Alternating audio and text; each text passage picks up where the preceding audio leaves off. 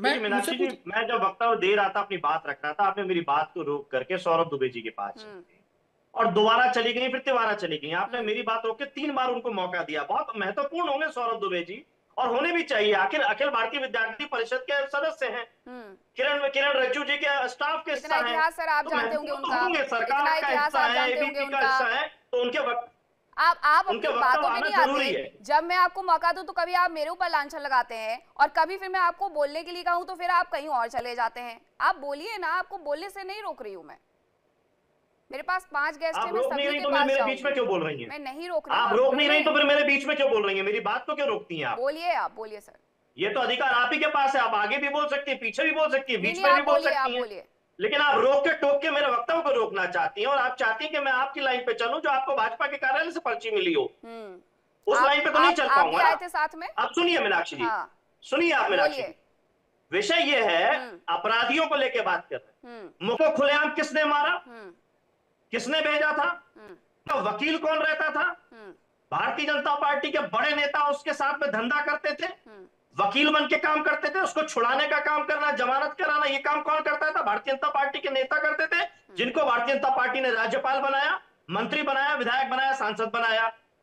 तो धंधा करोगे आप अपराधियों के साथ में, व्यापार करोगे आप अपराधियों के साथ में, और चैनल पर डिबेट चलेगी तो अपराधी हो जाएगी सरकार, सरकार को कोसोगे आप, और छुड़ाने का काम, व्यापार करने का काम, धंधा करने का काम आप करोगे। वारे धंधेबाज लोग। तो ये धंधा जो चंदे का करते हैं, अपराधियों के साथ करते हैं, प्रभु राम के नाम पे। अभी भारतीय जनता पार्टी के नेता बता रहे थे कि मथुरा में, बरसाना में, अयोध्या में जमीन महंगी हो गई, गुजरात कॉलोनी बन रही है। यही तो विरोध है हमारा कि भैया ये धार्मिक स्थलों पे धंधा क्यों? आस्था का काम होना है, धंधा नहीं होना है। पूरे बरसाना के अंदर, पूरे गोवर्धन के अंदर, पूरे वृंदावन के अंदर गोस्वामी समाज नाराज है आपके काम से।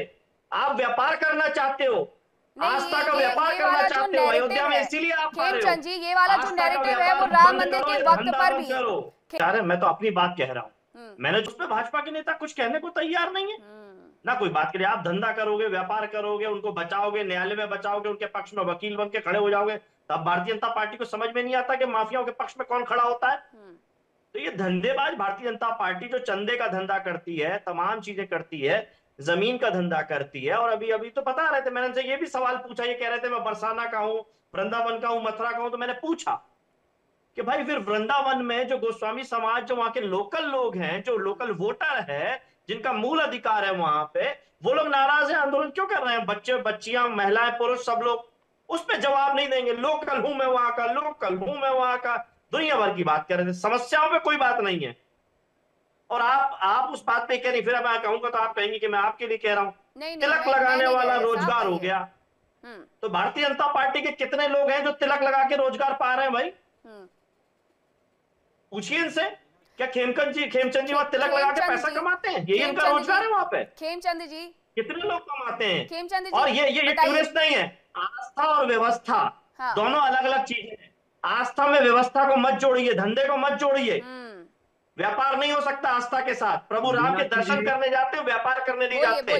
प्रभु श्री कृष्ण के दर्शन करने जाते हो वृंदावन में, मथुरा में, देखिए जब हिंदुओं की बात आती है